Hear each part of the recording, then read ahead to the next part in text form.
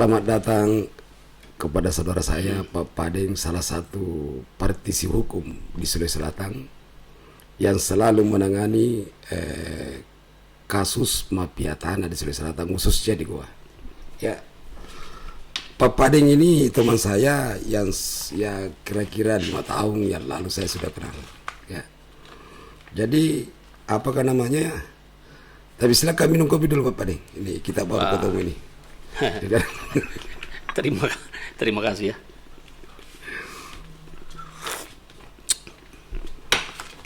Ya. Jadi begini ya, kita semua tahu bahwa di Sulawesi Selatan ini sangat krusial. Krusial itu terkait mafia tanah. Saya mau tanya Pak Padeng ini selaku praktisi hukum di sini. Bagaimana penegakan hukum selama ini selama Pak Padeng jadi praktisi hukum di Sulawesi Selatan? Bagaimana ya praktisi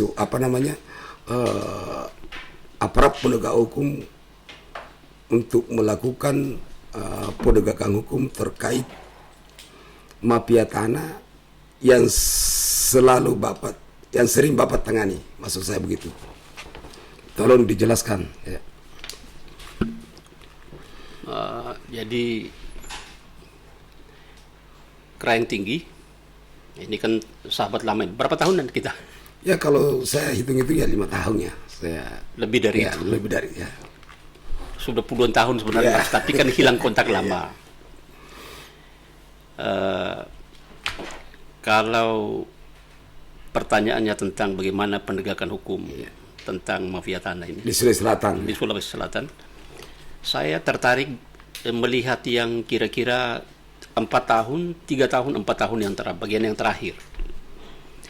Bagian yang terakhir itu saya berangkat dari Presiden sudah mulai turun tangan, hampir tiap minggu itu ada di media online itu memerintahkan pemberantasan mafia tanah. Ya. Nah, itu kan di layar kelihatan begitu. Lalu kalau pertanyaan apa yang saya lihat di lapangan, jalan di tempat itu. Oh, jalan di tempat. Yang saya lihat jalan di tempat. Di layar kelihatan kencang, di layar depan. Tapi di belakang jalan di tempat. Begitu. Mungkin kalau di layar depan di media kita lihat ada orang ditangkap. Lalu media menulis mafia tanah. Ya. Ada orang ditangkap di Jakarta di mana, lalu kaitannya dengan kejahatan tanah dibilang mafia tanah. Tapi sudah saya ikuti, memang dia penjahat yang terkait tanah, tapi bukan mafia tanah. Begitu. Karena mafia tanah yang sesungguhnya belum tersentuh yang saya lihat.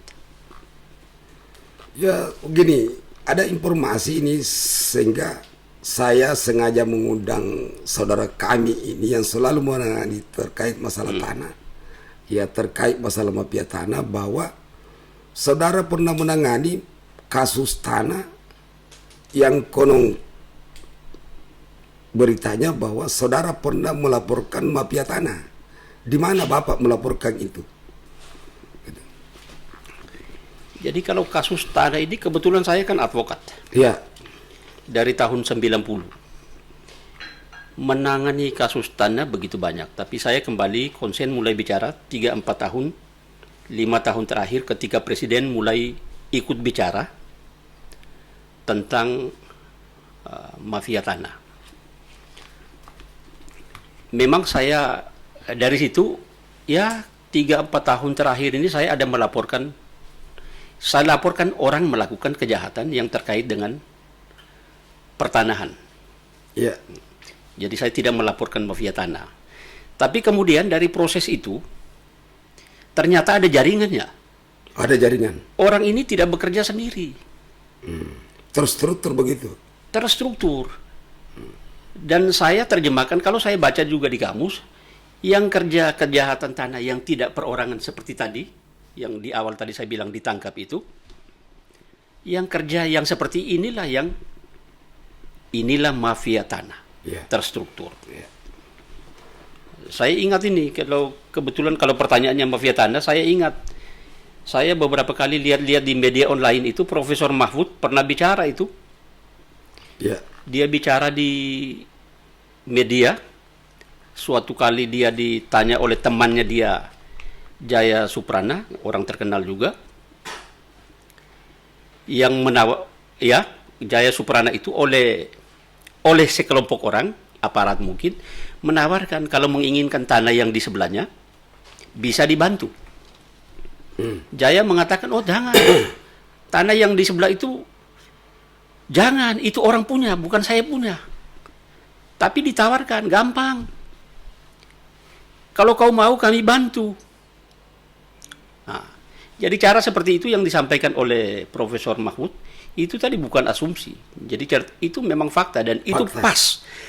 Kebetulan memang saya juga memang melaporkan. Kalau pertanyaannya melaporkan, saya sedang melaporkan orang yang dari data yang ada persis seperti yang diceritakan Profesor Mahfud. Orang tidak punya tanah tapi orang atas bantuan oknum-oknum ini lalu dibantu dibuatkan surat-surat. Apakah itu yang dikatakan modus mafia? Modus itu, apakah salah satu modus itu yang dilakukan? Kalau saya pikir itulah modusnya. Itulah modus mafia itu seperti itu. Kalau yang ditangkap tadi di Jakarta di mana yang per orang itu tidak, dia bekerja sendiri. Ini modusnya. Dia tidak bekerja sendiri. Ada orang lain, ada jaringannya yang bekerja. Begitu. Nah, dan kalau mafia tanah dia bekerja tidak tanah kecil. Puluhan hektar bisa jadi ratusan hektar. Begitu. Kira-kira begitu. Tunggu dulu. Jadi begini ya. Mafia tanah itu biasanya bagaimana hubungannya dengan BPN? Apakah memang identik dengan BPN itu terkait dengan modus mafia tanah atau bagaimana? Ada keterlibatan dari pihak BPN atau pihak pemerintah setempat?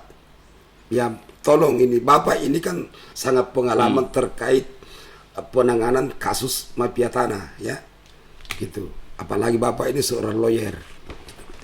Saya untuk menjawab itu apakah BPN terlibat atau tidak, saya tidak bisa katakan di situ. Tapi faktanya memang kerja-kerja sistematis tadi itu nanti muaranya di BPN. Karena dokumen tanahnya yang terbitkan kan BPN. Begitu. Nah, di BPN itu kan ada ahlinya, ada bagian hukumnya, bagian sengketanya. Dia teliti dokumen. Muaranya di sini. Hanya memang kalau BPN seringkali orang lalu mempersoalkan, maka dia akan menjawab, ya yang saya terima adalah data itu. Oke, ya jadi begini, saya mau bicara panjang lebar ini. Kenapa Bapak menemukan kasus mafia tanah yang kita laporkan, yang kita tanyakan tadi, bahwa saya sudah pernah melaporkan mafia tanah di Polres Goa. Dari mana kita tahu bahwa ini mafia? Gitu. Jadi begini, saya kan berbicara berawal dari dugaan. Ya. Dugaan mafia tanah. Sekarang asalnya dugaan dari mana ini? Ini ceritanya, kebetulan saya sedang membela seseorang yang menuntut haknya atas tanah. Dia menunjuk alas haknya atas tanah itu. Saya langsung to the point. Orang ini menunjuk bahwa alas haknya atas tanah itu adalah tanah milik adat Persil 6S2 Kohir 561 C1. Tanah yang sama ini. Ya. Tapi lawannya juga mempertahankan hak atas tanah ini. Dia bilang, oh ini saya punya.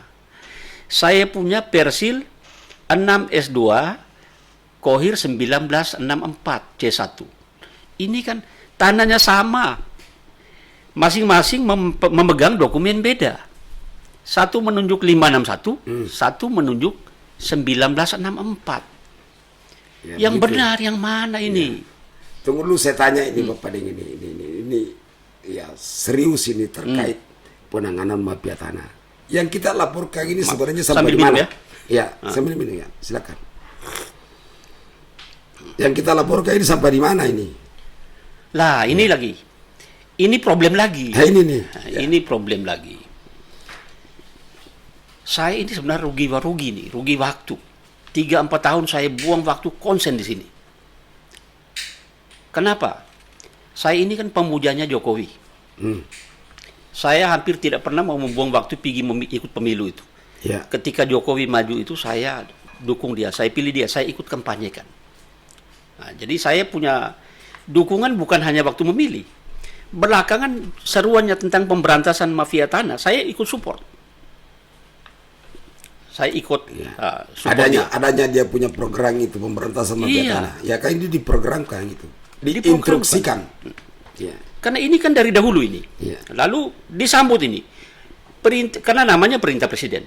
Perintahnya disambut oleh bawahannya, ya terutama di lingkungan penegakan hukum, disambut oleh Kapolri, Jaksa Agung, Menko Polhukam ikut bicara, DPR ikut bicara. Tapi kan di tataran praktisnya yang harus kerja adalah tindak pidana umum, polisi. Nah ini problem. Saya untuk mendukung itu, saya melaporkan kejahatan pertanahan, waktu saya laporkan saya belum menyebut mafia tanah. Ya.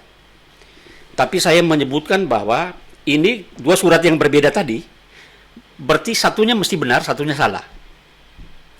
Saya juga mau berusaha objektif. Tidak berarti bahwa yang saya bela dia pegang 561 dia benar. Lalu yang lawan saya 1964 dia otomatis salah. Saya tidak pegang di situ. Saya mau objektif, maka saya uji, saya bawa ke polisi untuk diperiksa. Ya. Yang mana benar di antara 561 19 dengan yang 1964. Tapi kan sebagai praktisi hukum, saya dengan dasar itu saya anggap belum cukup juga. Saya kumpulkan dulu bukti pendukung.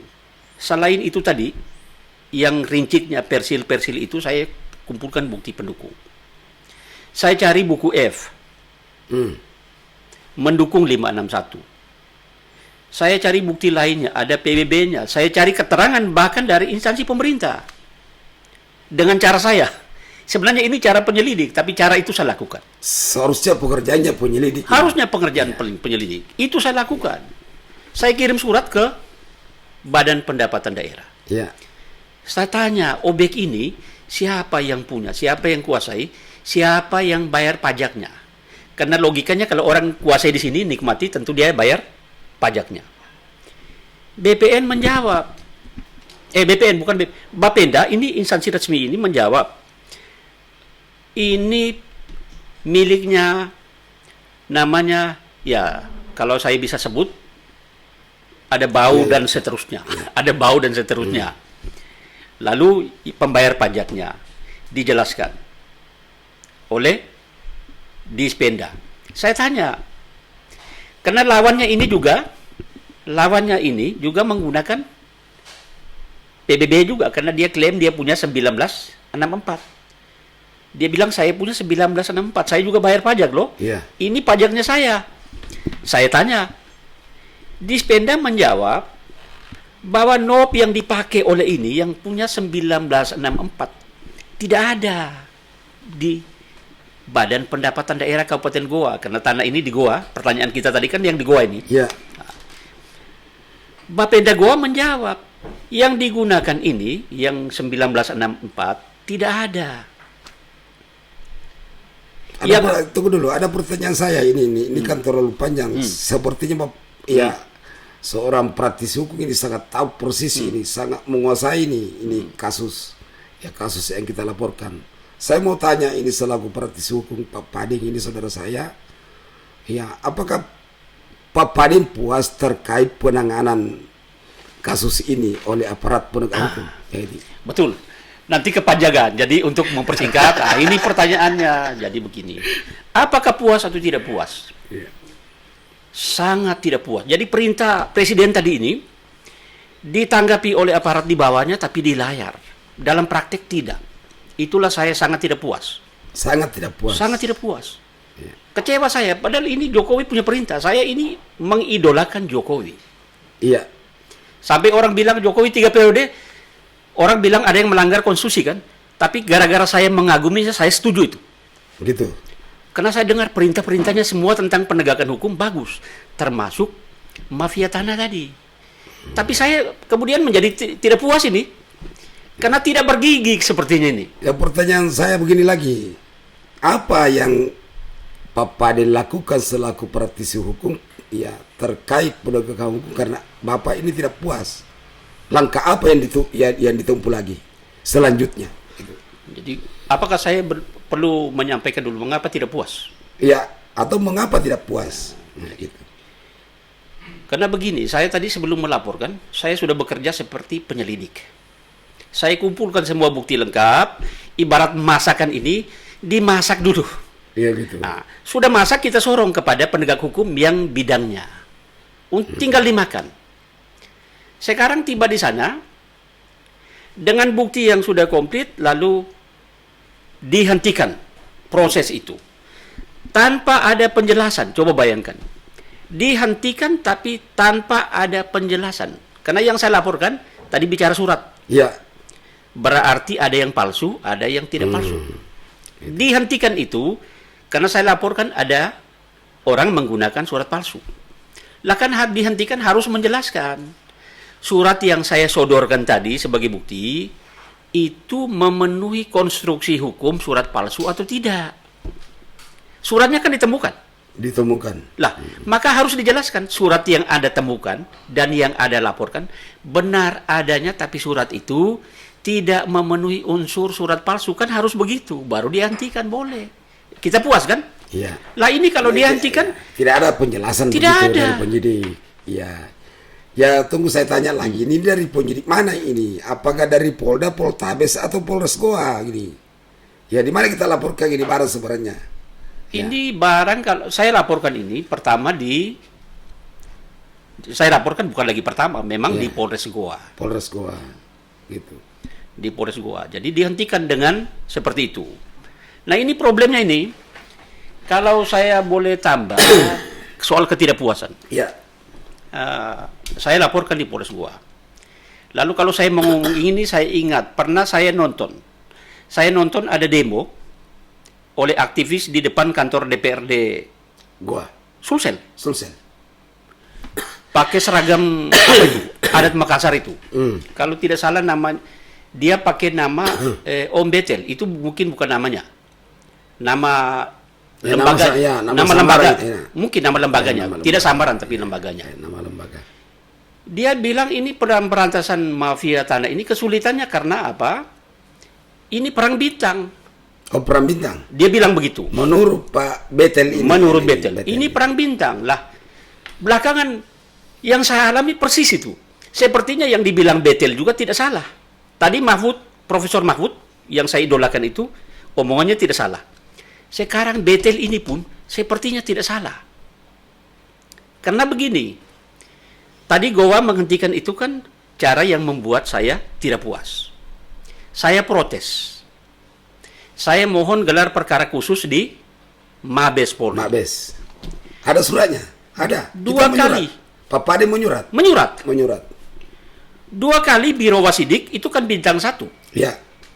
2 kali Biro Wasidik menulis surat merekomendasikan akan diadakan gelar perkara khusus di Mabes Polri. Dilakukan itu.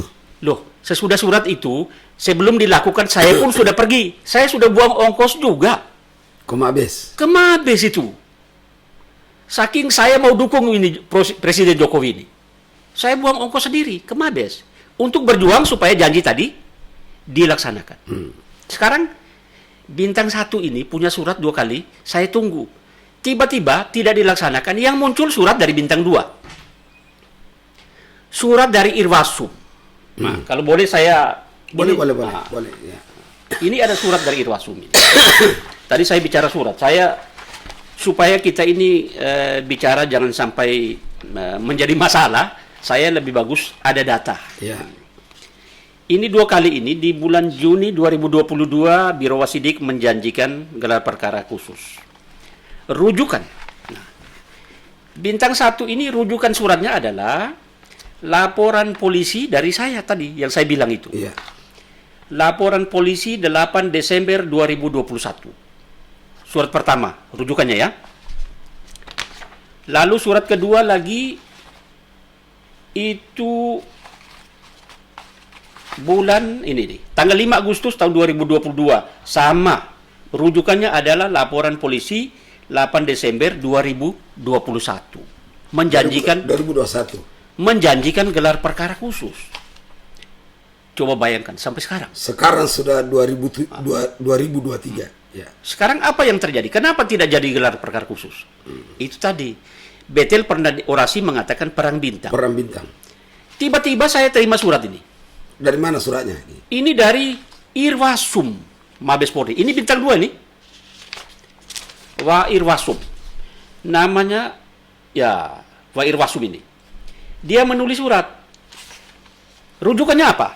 Tadi rujukannya jelas laporan saya. Sekarang surat ini rujukannya tidak jelas. Dia tidak menunjuk laporan mana ini. Dia tidak menunjuk rujukannya. Satu. Yang kedua, surat ini intinya ya, substansinya itu mau menggagalkan, jadi substansinya mau menganulir 2 kali janjinya bintang 1 tadi bahwa akan ada gelar perkara khusus, karena dia bilang ini antara lain dia bilang pelapor tidak memiliki legal standing untuk melaporkan peristiwa tersebut. Ini kan namanya mafia tanah, ini delik umum ini. Delik umum apalagi diinstruksikan oleh presiden. Itu dia, itu. Jadi saya gimana puasnya? Lah saya ini pelapor juga penegak hukum ini. Ya betul, penegak hukum. Jadi begini Bapak, dengan ada pertanyaan saya ini. Langkah apa yang Bapak lakukan selaku praktis hukum terkait laporannya Bapak ini? Ya, apa harapan-harapan kita dari petinggi-petinggi aparat penegak hukum terkait pemberantasan mafia tanah? Apa harapan kita ini selaku praktis hukum di sini? Ya. Jadi ya harapan saya itu memang nomor 1 harus kejujuran. Gitu. Nomor 1 harus kejujuran. Jadi yang tadi itu saya masih terus berjuang. Gitu. Karena ini saya bilang tadi kan, ini kan ibarat makanan. Ibarat nasi itu, nasi sudah jadi, tinggal dimakan. Dimentahkan. Lalu dengan bahasa tadi, saya tidak punya legal standing melaporkan. Aduh, cerita apa itu? Ini yang tanda tangan surat ini kan bintang 2 nih. Dia tanda tangan surat itu. Jadi menurut Pak Padeng ini terkait pemberantasan mafia tanah di Sulawesi Selatan itu apakah berjalan atau bagaimana ini? Saya lihat mafia, kejahatan pertanahan diberantas ada. Tapi yang disebut dalam jaringan mafia itu belum ada sama sekali atau ini? Gitu. Saya tidak, sejauh yang saya lihat mungkin kalau ada yang kecil-kecil, tapi mafia yang dasar betul, yang merugikan orang begitu dasar, belum itu. Belum.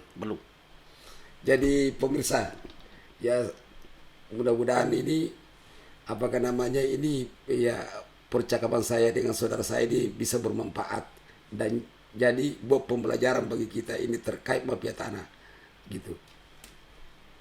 Ya, oke, terima kasih. Terima kasih.